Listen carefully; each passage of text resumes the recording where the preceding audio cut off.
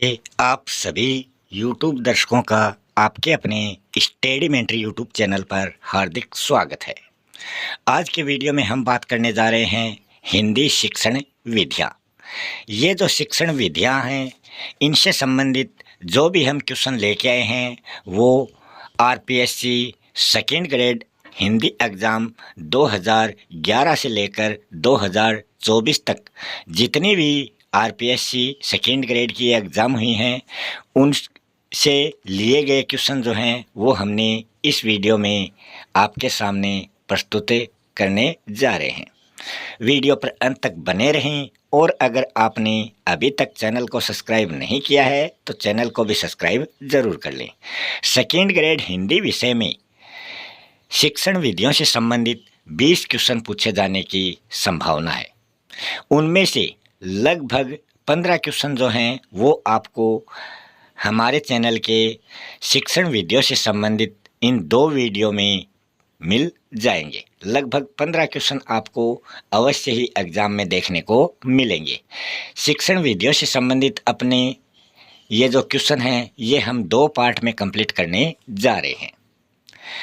हर exam में 10 question जो हैं वो शिक्षण विधियों से पूछे गए हैं। मतलब 20 क्वेश्चन, 40 अंक के 20 क्वेश्चन जो हैं वो हर एग्ज़ाम में पूछे जा रहे हैं। तो कम से कम 15 क्वेश्चन मतलब 30 अंक आप इन वीडियो को देखकर आसानी से प्राप्त कर सकते हैं। तो शुरू कर रहे हैं आज का अपना ये वीडियो। पहला क्वेश्चन है, किसी शिक्षक के कक्षा में अध्यापनार्थ प्रवेश के बाद में जो वो पाठ करते हैं वो क्या कहलाता है? तो सबसे पहले शिक्षक जब क्लास में जाएगा तो वो प्रवेश करने के बाद में जो पाठ शुरू करेगा वो कहलाएगा पाठ प्रस्तुति पूर्व भाग। मतलब पाठ की जो रूपरेखा है वो बच्चों के सामने सबसे पहले वो रखेगा, उसके बाद में वो पाठ शुरू करेगा। अगला प्रश्न है, नाद सौंदर्य, भाव सौंदर्य एवं विचार सौंदर्य का अभ्यास कराया जाता है। तो ये कौन से शिक्षण में नाद, भाव और विचार इनसे संबंधित जो सौंदर्य है वो कौन सी रचना शिक्षण में हमें प्राप्त होता है? तो आपको पता है जो कविता पाठ होते हैं उनमें ये तीनों सौंदर्य प्राप्त होते हैं। और कविता पाठ जो है वो हमेशा ही आपको पता होगा पद्य भाग में उसका शिक्षण करवाया जाता है। तो पद्य भाग शिक्षण जो है इसका सही जवाब हो जाएगा। अगला प्रश्न है, भाषा शिक्षण का सिद्धांत जो है वो कौन सा नहीं है पूछा गया।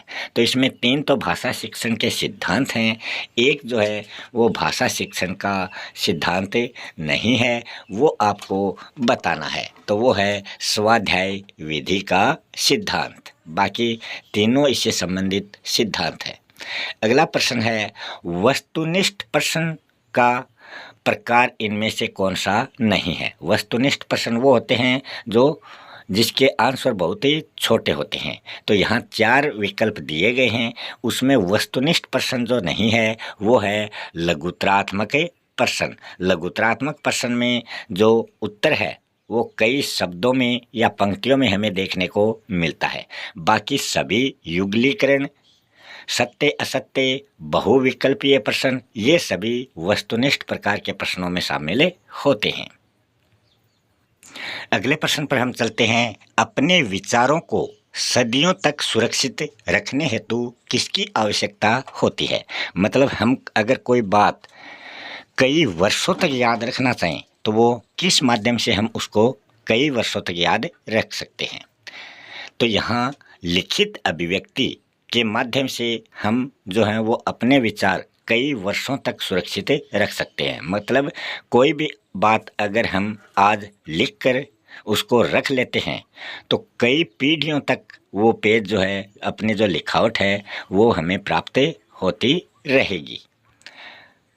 अगला प्रश्न है, हर्बर्ट की पंचपदीय पाठ योजना का तार्किक क्रम कौन सा है? तो क्रम से इसको बताना है।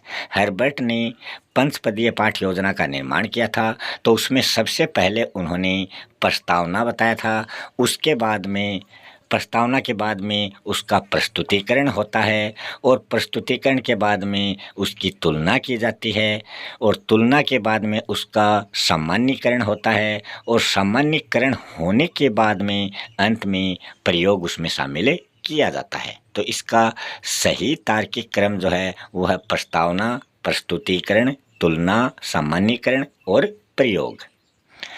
अगले प्रश्न की हम बात करें, अनुभूति प्रधान पाठ किसको कहा जाता है? मतलब जिसमें हमें अनुभूति प्राप्त होती है तो वो कहा जाता है साहित्यिक पाठों को। साहित्यिक पाठों से हमें अनुभूति प्रधान जो पाठ है वो हम साहित्यिक पाठों को कह सकते हैं। रंगमंच प्रणाली का दूसरा रूप आपको बताना है। रंगमंच प्रणाली अभिनय से संबंधित होती है तो इसका सही जवाब हो जाएगा कक्षाभिनय प्रणाली। मतलब कक्षा में जो छात्र अभिनय के माध्यम से जो बात प्रस्तुत करते हैं वो कक्षाभिनय प्रणाली कहलाती है। अगला प्रश्न है, आजकल वर्तनी संबंधी अशुद्धियाँ माध्यमिक तथा उच्च माध्यमिक स्तर पर काफ़ी बच्चों को कराई जाती हैं, जिसका कौन सा कारण नहीं है? तो यहाँ हम देखें तो इसमें सही जवाब हो जाएगा लेखन का प्रचुर अभ्यास। ये इससे संबंधित सही जवाब नहीं है, बाकी तीनों इससे संबंधित सही जवाब है। अगले प्रश्न की हम बात करें तो वो है, कहानी शिक्षण का उद्देश्य इनमें से कौन सा है?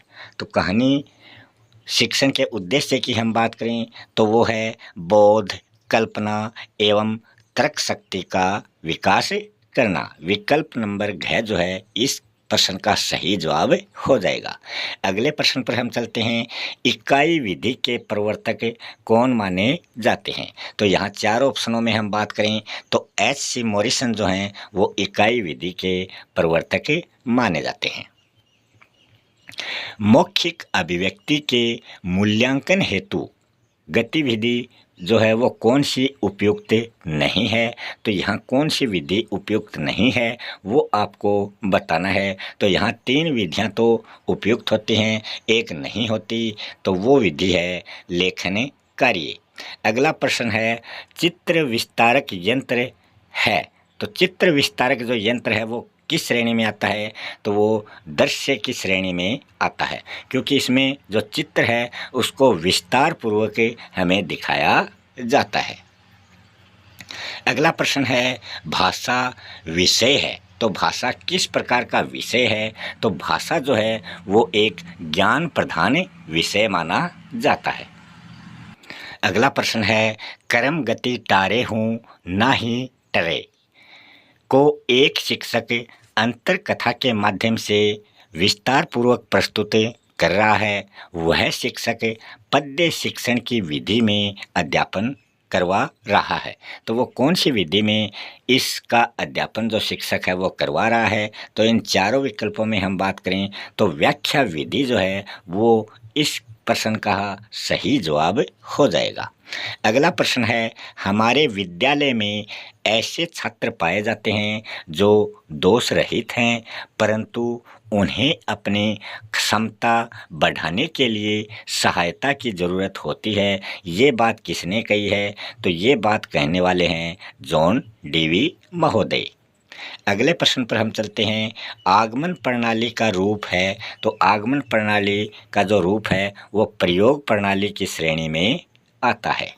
अगले प्रश्न पर चलते हैं, एक बालक की शिक्षा लब्धि जो है वो 85 से कम है, उसके सीखने संबंधी कठिनाइयों का ज्ञान प्राप्त करने की क्रिया को क्या कहा जाता है? तो उस क्रिया को कहा जाएगा निदानात्मक शिक्षण, क्योंकि उसमें उसका निदान किया जाता है। अगले प्रश्न पर हम चलते हैं, अधिगम अनुभव केंद्रित इकाई योजना में किस पर अधिक बल दिया जाता है? तो अधिगम अनुभव केंद्रित इकाई योजना में छात्र जो अनुक्रिया करता है उस पर सबसे अधिक बल दिया जाता है। अगला प्रश्न है, पर्यवेक्षित अध्ययन विधि का विकास किस स्तर के शिक्षण को ध्यान में रखकर किया जाता है? तो यहाँ हम बात करें तो इसका सही जवाब हो जाएगा बोध स्तर। अग- और ये जो पर्यवेक्षण विधि जो है ये एक छात्र प्रधान विधि मानी जाती है। इसमें छात्र को केंद्र में रखकर कार्य किया जाता है। अगला प्रश्न है, गद्य शिक्षण में द्रुत पाठ में अधिक ध्यान किस पर दिया जाता है? तो द्रुत पाठ में सर्वाधिक ध्यान जो है गद्य शिक्षण में वो अर्थबोध पर दिया जाता है। अगले प्रश्न की बात करें, एक समान उच्चरित होने वाले शब्द विधि में एक साथ सिखाए जाते हैं। तो एक ही उच्चारण स्थान से उच्चारित होने वाले जो शब्द हैं वो कौन सी विधि में सिखाए जाते हैं? तो हम उन शब्दों को सुनते हैं तो उनकी जो ध्वनियाँ होती हैं तो ध्वनि की साम्यता के आधार पर इनको ध्वनि साम्य विधि के माध्यम से समझाया जाता है या सिखाया जाता है। जैसे कि क्रम और कर्म, ये एक जैसे सुनने में हमें एक जैसे दिखाई देते हैं मगर इनको ध्वनि साम्य विधि के आधार पर अलग अलग रूप से इनको छात्रों को समझाया जाता है।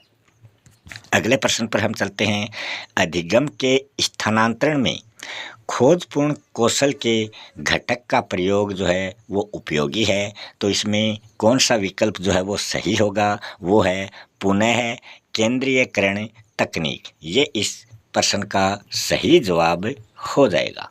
अगले प्रश्न पर हम चलते हैं, प्रत्यक्ष विधि में जिन आधारभूत कौशलों को सीखने का पर्याप्त अवसर मिलता है वो कौन से कौशल हैं? तो इसका सही जवाब होगा सुनना और बोलना। आपको पता है 4 प्रमुख कौशल होते हैं। उन 4 कौशलों का जो क्रम होता है वो होता है सु, बो, पै और ली। तो ये इनका सही क्रम होता है। सबसे पहले सुनना, फिर बोलना, फिर पढ़ना और फिर लिखना। इस प्रत्यक्ष विधि का जो प्रयोग है वो फ्रांस के श्री गुइन महोदय ने 1901 में इसका प्रयोग सबसे पहले किया था। और भारत देश में प्रत्यक्ष विधि का जो प्रयोग है वो बंगाल के टिपिंग महोदय और मुंबई के फ्रेजर महोदय ने किया था। अगले प्रश्न की हम बात करें, मातृभाषा और सीखी जाने वाली जो भाषा है जिसको हम द्वितीय भाषा बोलते हैं, इन दोनों भाषाओं का भाषा वैज्ञानिक विश्लेषण प्रस्तुत करने हेतु जो प्रभावी विधि है वो पूछी गई है। तो वो प्रभावी विधि है व्यतिरेक विधि। समवाय विधि जो है ये पाठ्य पुस्तक विधि से संबंधित है और जो सूत्र विधि है इसको निगमन विधि के नाम से भी जाना जाता है। अगले प्रश्न पर हम चलते हैं, अध्यापक शिक्षण संस्थाओं में शिक्षण से पूर्व प्रदर्शन पाठ के समय छात्राध्यापक अनुकरण विधि का प्रयोग करते समय भूमिका का निर्वाह नहीं करता है, इसमें पूछा गया है। तो इसमें 4 विकल्पों में जो नहीं वाला होगा वो होगा प्राचार्य का। बाकी तीनों की भूमिका का निर्वाह उसके द्वारा किया जाता है। अगला प्रश्न है, अनुवाद विधि किस सिद्धांत का पालन करती है? तो अनुवाद विधि जो है वो ज्ञात से अज्ञात की ओर बढ़ती दिखाई देती है। भाषा संसर्ग विधि के संदर्भ में असत्य कथन इन विकल्पों में से कौन सा है? तो इसका सही जवाब हो जाएगा व्याकरण को एक विषय के रूप में अलग से शिक्षण करवाना चाहिए, यही इससे संबंधित असत्य कथन है। बाकी तीनों कथन भाषा संसर्ग विधि से संबंधित सत्य कथन माने जाते हैं। अगला प्रश्न है, उदाहरण के द्वारा प्रारंभिक व्यवहार का आधार और शिक्षण की प्राकृतिक विधि कौन सी मानी जाती है? तो वो मानी जाती है प्रदर्शन विधि। इस प्रदर्शन विधि में करके बच्चों को सिखाया जाता है और जो शास्त्रीय विधि है इसके प्रतिपादक हैं मोरिया मांटेसरी। मतलब मेरिया मांटेसरी जो हैं वो शास्त्रीय विधि के प्रतिपादक माने जाते हैं।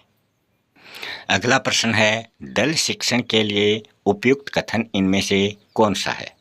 तो यहाँ हम बात करें प्रत्येक दल सदस्य का उत्तरदायित्व पृथक स्तरीय होगा। ये जो है ये इसका सही जवाब हो जाएगा। दल शिक्षण विधि का विकास 1955 ईस्वी को हार्वर्ड विश्वविद्यालय अमेरिका के जो छात्र हैं मिशिगन और हार्वे, इन दोनों के द्वारा 1955 में इसका विकास किया गया था। तो ये क्वेश्चन भी कई बार रिपीट हो चुका है, और ऐसे क्वेश्चन जो 2 या 3 बार रिपीट हो चुके हैं उन क्वेश्चनों को हमने एक बार ही इस वीडियो के माध्यम से आपके सामने प्रस्तुत किया है। अगला क्वेश्चन है, अभिक्रमित अनुदेशन विधि के संदर्भ में सुमेलित विकल्प इनमें कौन सा है? तो अधिगम के विज्ञान व शिक्षण की जो कला है वो स्किनर से संबंधित है, तो यही सुमेलित विकल्प है। सांख्यिकीय प्रोग्रामिंग के जो प्रतिपादक हैं वो हैं क्राउडर, अनुकूलीय प्रोग्रामिंग के प्रतिपादक हैं पास्क, और मैथमेटिक्स प्रोग्रामिंग के प्रतिपादक हैं गिलबर्ट। इस प्रकार बाकी तीनों को आप मैचिंग कर सकते हैं। अगला प्रश्न है, भाषा व्यवहार पुष्टि के लिए पखवाड़े तक कार्य गोष्ठी की जा सकती है, तो वो दूरस्थ शिक्षण विधि के माध्यम से ये बात संभव होती है। सैनिक विधि को अनौपचारिक विधि के नाम से भी जाना जाता है, और इसका विकास जो है वो अमेरिका में किया गया है। अगला प्रश्न है, रस की अनुभूति पाठ का जो संबंध होता है, मतलब रसानुभूति पाठ का संबंध किससे होता है? ये हमारे भावों तक पहुंचती है, मतलब भावात्मकता से इसका संबंध होता है। इसके द्वारा हमारे मन में अनेक भाव उमड़ते हैं और हमारे मन में रस की अनुभूति होती है। अगला है, विद्यार्थियों की अधिगम योग्यता, ग्रहणशीलता व प्रस्तुत विषय वस्तु संबंधी कठिनाई को समझने के लिए शिक्षक को क्या करना चाहिए? तो इसका सही जवाब हो जाएगा, उसको बोध प्रश्न जो हैं वो करने चाहिए। प्रश्न सहजता कौशल के अंतर्गत छात्र चिंतन स्तर में हमें वृद्धि देखने को मिलती है। प्रस्तावना प्रश्न जो होते हैं वो पूर्व ज्ञान पर आधारित होने चाहिए। अगला क्वेश्चन है, मनोवैज्ञानिक दृष्टिकोण से सूक्ष्म शिक्षण किस मनोवैज्ञानिक के अधिगम सिद्धांत पर आधारित है? तो इसका सही जवाब हो जाएगा B.F. स्किनर। अगला क्वेश्चन है, निम्नलिखित में से प्रबलन कौशल का घटक इन विकल्पों में कौन सा नहीं है? तो वो है अंतःक्रिया वाणी में विविधता। ये इसका सही जवाब नहीं है, बाकी तीनों इससे संबंधित सही विकल्प माने गए हैं। तो इसका सही जवाब विकल्प नंबर क हो जाएगा, जो असत्य है। अगला प्रश्न है, शिक्षार्थी बिना गंभीर चिंतन तथा तर्क संगत बोध के ही किस विधि में रटने को विवश होता है?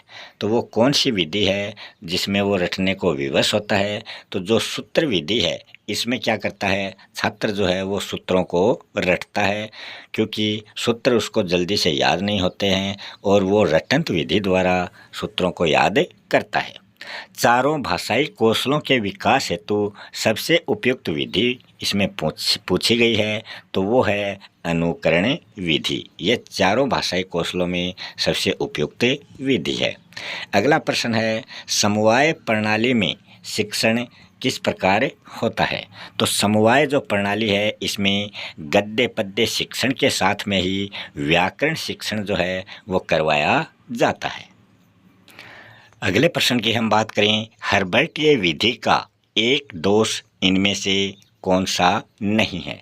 इन चारों विकल्पों में बात करें तो इसका जो एक दोष नहीं है वो है यह शिक्षण के मनोवैज्ञानिक सिद्धांतों पर आधारित है। ये इसका दोष नहीं है, बाकी तीनों विकल्प जो हैं वो इसके दोष हैं। अगला प्रश्न है, पढ़ना सिखाने के लिए साहचर्य प्रणाली का निर्माण किया जाता है, ये किसने किया है? तो ये किया है मेरिया मॉन्टेसरी ने।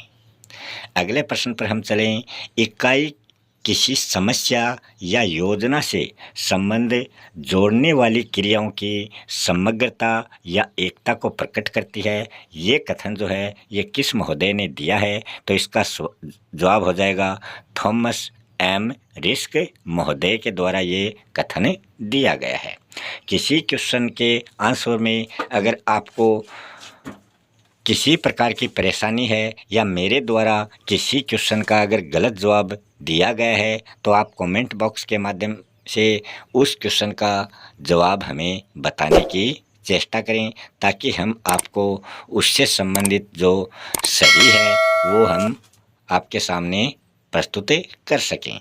अगला प्रश्न है, यदि हम चाहते हैं कि विद्यार्थियों का भाषा पर पूरा अधिकार हो तो उन्हें ऐसे लेखकों की रचनाएं पढ़ने को दी जाएं जिनका भाषा पर अच्छा अधिकार हो।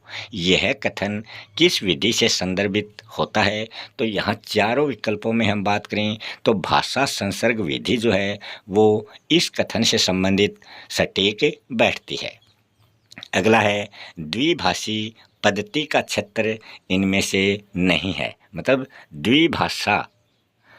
द्विभाषी पद्धति के माध्यम से शिक्षण कौन सी कक्षाओं में नहीं करवाया जाता? तो वो है प्राथमिक कक्षाओं में। द्विभाषी पद्धति का क्षेत्र प्राथमिक कक्षाएं नहीं है, बाकी सभी जगह द्विभाषी पद्धति प्रयोग में ली जाती है। अगले प्रश्न की हम बात करें, शिक्षण विधियों के संदर्भ में सत्य कथन इनमें से कौन सा नहीं है, ये पूछा गया है। तो इन चारों विकल्पों में हम बात करें तो साक्ष्य अभिक्रमित अनुदेशन विधि में छात्र जो है वो प्रश्न का उत्तर स्वयं बनाता है। यही कथन जो है ये सत्य नहीं है, बल्कि ये कथन असत्य है। बाकी तीनों कथन जो हैं ये बिल्कुल सही हैं। अगले प्रश्न पर हम चलें, अशुद्ध उच्चारण का क्या कारण हो सकता है? तो अशुद्ध उच्चारण का कारण यहाँ पूछा गया है। मतलब बच्चे को जब तक अक्षर का पूर्ण ज्ञान नहीं होगा तब तक उसका जो उच्चारण करने का तरीका है वो अशुद्ध ही रहेगा। अगला क्वेश्चन है, अनुकरण जो वाचन है उसके कितने भेद होते हैं? तो अनुकरण वाचन के दो प्रमुख भेद माने जाते हैं, एकल वाचन और समवेत वाचन। अगला प्रश्न है, कथित श्रव्य सामग्री इनमें से कौन सी है? कथित मतलब जो कहकर प्रकट की जाए, मतलब मौखिक श्रव्य सामग्री जो है वो है भाषण। अगला प्रश्न है, सूक्ष्म अध्यापन नियंत्रित अभ्यास का सूत्र है जिसमें एक विशिष्ट अध्यापन व्यवहार को नियंत्रित दशाओं में सीखना संभव है। ये कथन किसका है? तो इसका जवाब हो जाएगा एलन एवं ईव का ये कथन है। अगले प्रश्न की हम बात करें, सतत एवं व्यापक मूल्यांकन पर प्रभावी रूप से बल दिया गया है। तो इसमें राष्ट्रीय शिक्षा नीति 1986 के द्वारा इस पर बल दिया गया है। अगले प्रश्न की हम बात करें, सतत एवं व्यापक मूल्यांकन का उद्देश्य इनमें से कौन सा नहीं है? तो यहाँ नहीं की बात हो रही है, तो इसका जो सही जवाब हो जाएगा वो हो जाएगा मूल्यांकन में शिक्षक की भूमिका कम करना। अगला प्रश्न है, सूक्ष्म शिक्षण चक्र की जो अवधि होती है वो कितनी होती है? तो वो होती है 36 मिनट, 36 मिनट की उसकी अवधि होती है। अगले प्रश्न पर हम चलते हैं, इकाई योजना का पद इनमें से कौन सा नहीं है? तो इकाई योजना के जो पद हैं उसमें उससे संबंधित पद इसमें जो नहीं है वो है प्रस्तावना पर प्रश्न लिखना। बाकी तीनों विकल्प इकाई योजना के पदों से संबंधित हैं। अगला प्रश्न है, श्रुत लेखन विधि का उद्देश्य इनमें से कौन सा नहीं है? तो नहीं पूछा है। श्रुत मतलब सुनना और लेखन का मतलब लिखना। सुनकर लिखना इस विधि के अंतर्गत छात्र को सिखाया जाता है। तो इसका उद्देश्य है वाचन गति का विकास। तो श्रुत लेखन में वाचन जो बोलने की जो गति है या पढ़ने की जो गति है वो उसका विकास नहीं होता, बल्कि इसमें लेखन गति का विकास होता है। तो ये तीनों विकल्प इसके उद्देश्य हैं। विकल्प घ जो है ये इसका उद्देश्य नहीं है। इसी के साथ अपना आज का ये शिक्षण विधियों से संबंधित पार्ट फर्स्ट यहीं हम समाप्त करते हैं। आपको ये पार्ट कैसा लगा कमेंट बॉक्स के माध्यम से ज़रूर बताएं। वीडियो को लाइक करें और अपने दोस्तों के साथ शेयर करें। और अगर आपने अभी तक चैनल को सब्सक्राइब नहीं किया है और तो चैनल को सब्सक्राइब ज़रूर कर लें। और अगर किसी प्रश्न के जवाब में कोई गलती हो गई हो तो वो भी आप कमेंट बॉक्स में अवश्य बताने का प्रयत्न करें। मिलते हैं अगले वीडियो में किसी नए टॉपिक के साथ। तब तक के लिए आप सभी दर्शकों का बहुत बहुत धन्यवाद।